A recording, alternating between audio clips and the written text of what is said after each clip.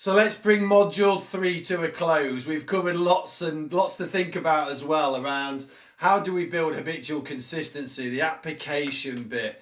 We've gone inward, we've looked at our aims, but now it's applying, it's consistently applying things, which is the challenge.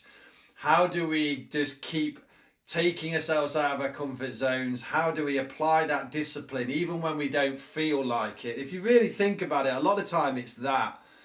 We don't feel like it. So please go back to the buttons. Don't justify your inactions. That's the worst things we can do, is we start to justify why we're not taking actions. A lot of that is because we're feeling a certain way. If you can build the habit of overriding your feelings, that's again can add so much benefit and value. But it's a skill.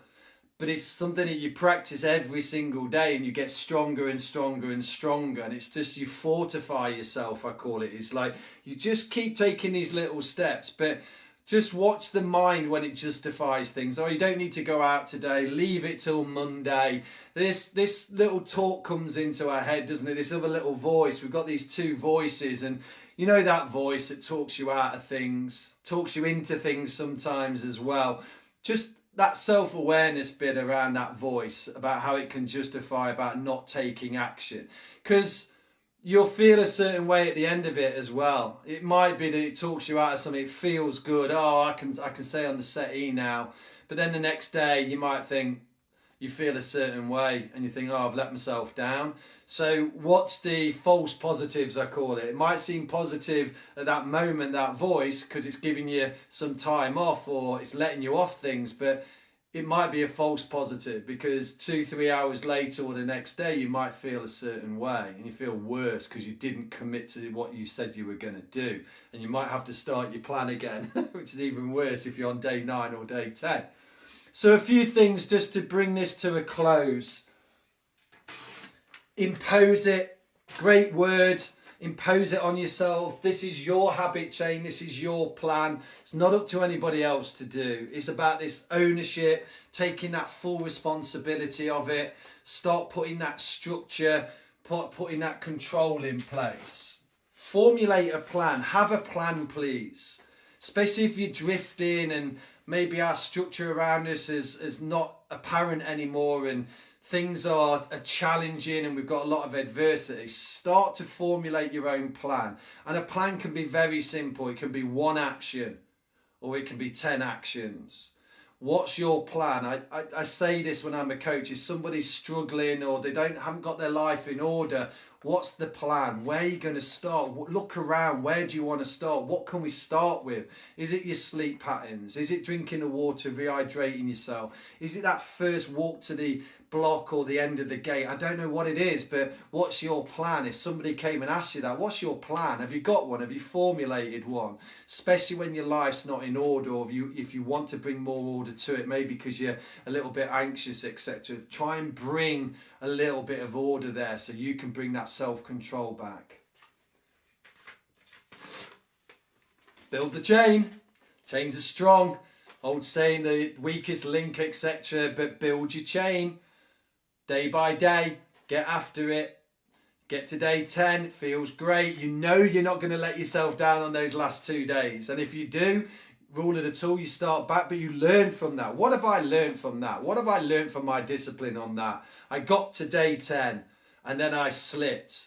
What have I learned? Oh, I need to be more consistent. What I've learned is I justify my inactions and I listen to that other voice sometimes and it overrides this other voice. So, okay, what have I learned about myself? What then do I want to change? That choice bit and that want bit again.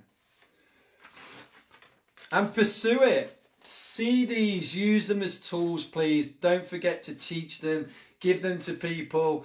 I work with a lot of kids in, say, martial arts, etc. And we all use get-to-it plans. In my work environment, we have a lot of get-to-it plans. I help a lot of managers put their days in order and impose a structure on themselves when they start to drift. So pursue a plan, pursue a chain, pursue self-discipline, self-reliance. That responsibility comes back, that ownership comes back. Really powerful tools, these guys. Don't forget your banana. Look at your environment if you're going to start a habit. If that habit is drinking a glass of water a day or two a day, or eating a piece of fruit, or reading a book. So there's a little cue that I do is when I make my bed, I put my book on my pillow. So when I go to bed, my book's there and it's a cue, and I'll read 2 or 3 pages, or I'll leave it on the settee, on the cushion. So again, all these things I've learned through reading about cues, you just start to use your creativity about where can you leave these little cues. If you're in your car, you could have some water in there, or some more healthier snacks. Again, they're cues in your environment that encourage that habit. And again, watch the environment with the other cues, the things that you know are not empowering. Maybe those packs of crisps and chocolate in there, and I don't know, all these other little things that in the environment that tempt you through impulse straight away. Can you remove them? That might help you build this chain that you're seeking. So thank you for your time. Don't forget the power words. Today I will. Great intentions. Get up in the morning. Today I will do everything on my plan. Today I will commit to my chain, whatever it is. Everybody's got different circumstances. You face your circumstances and try to control them. I know sometimes circumstances aren't in our control, and that is a challenge. So try to nudge, to blend, to try and to adapt. Maybe you have to lower your expectations if the circumstances are out of your control, and do something a little bit less. Still progressing forward. Take a smaller step maybe. Override it if the circumstances are in your control. Take a smaller step maybe. Okay, thanks for your time, your energy and your focus, and I'll see you on module 4, which is formulate your philosophy. Take care.